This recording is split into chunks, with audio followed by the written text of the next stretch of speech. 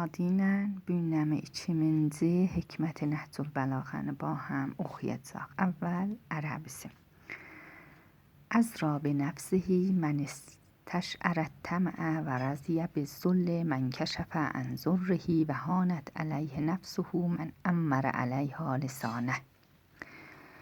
اما فارسی ترجمه‌اش bu olar: آنکه جان را با طمع ورزی بپوشاند خود را پست کرده و آنکه راز سختی‌های خود را آشکار سازد خود را خوار کرده و آنکه زبان را بر خود حاکم کند خود را بی‌ارزش کرده است. Di, əgər istəsiz biərziş olmayasız, xar olmayasız, göz təməzi yumacaqsız. Bir də zindicanlığınızın, çətinliklərinizin, sırrınızı, razınızı birinə aşmayacaqsız. Bir də danışığınızdan müvazib olacaqsız.